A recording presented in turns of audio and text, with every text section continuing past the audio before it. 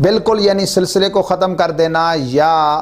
مناسب وقفہ اختیار کرنا، یہ کیسا ہے؟ اور پھر ان چیزوں کا بنانا، بیچنا، خریدنا، یہ کیسا ہے؟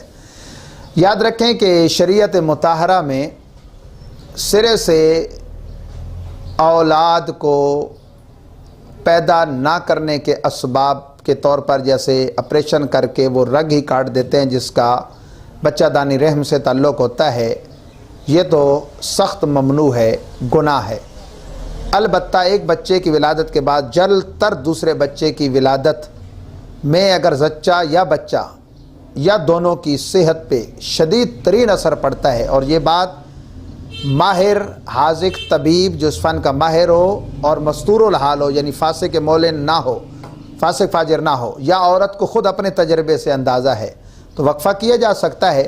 اس کے لیے سب سے بہتر طریقہ تو جو سنت صحابہ ہے وہ ہے عزل، یعنی میاں بیوی کا وقت مجامعات انزال سے پہلے علیحدہ ہو جانا، کہ مرد کا مادہ منویہ جو ہے وہ باہر خارج ہو، تو یوں تولید کا سامان نہ پیدا ہو اور عمل نہ ٹھہرے۔ سب سے بہتر طریقہ یہ ہے۔ لیکن اگر اس پر قدرت نہیں، یعنی انزال جلدی ہو جاتا ہے اور یہ علیحدگی دشوار ہوتی ہے، تو بعض ادویات کا استعمال وہ درست ہے، لیکن اس میں نظریہ یہ ہو کہ جناب وہ اس سبب کے صحت زچہ اور یا بچہ کی، یہ نہیں کہ جناب پیدا ہوں گے تو بچے کھائیں گے کہاں سے، یہ کافرانہ سوچ ہے۔ سورہ بنی اسرائیل میں اس کی شدید مذمت کرتے ہوئے فرمایا وَلَا تَقْتُلُوا أَوْلَادَكُمْ خَشْيَةَ إِمْلَاقٍ نَحْنُ نَرْزُقُهُمْ وَإِيَّاكُمْ إِنَّ قَتْلَهُمْ كَانَ خِطْئًا كَبِيرًا۔ فرمایا کہ اولاد کو بھوک کے ڈر سے قتل مت کرو،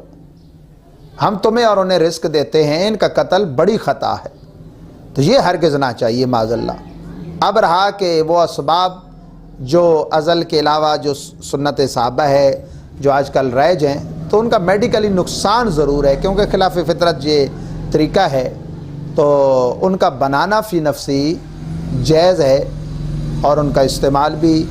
جائز ہے، خریدنا بھی جائز ہے۔ اب نظریہ ہر ایک کا اپنا ہے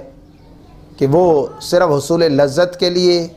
ان کا استعمال کرتا ہے کہ اولاد ہو ہی نہ، یہ بڑی مصیبت ہوتی ہے ان کا پالنا، اور اس طرح فاسقانہ، جاہلانہ اور کافرانہ سوچیں، یا وہ اپنے اس زچہ اور بچہ کی مجبوری کی وجہ سے استعمال کرتا ہے، تو اس کا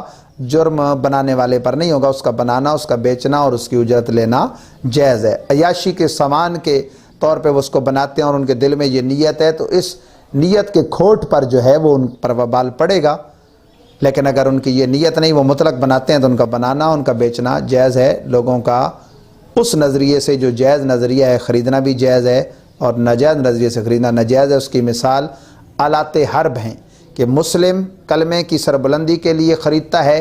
سامان جنگی، تو یہ جائز ہے، بنانے والے کا تو بنانا بالکل جائز تھا۔ دوسری طرف کافر لیتا ہے یا کوئی ڈاکو لیتا ہے لوگوں کو ڈاکہ ڈالنے کے لیے، قتل بے جا کرنے کے لیے، تو وہ خریدنے والے کا اپنا جرم ہے۔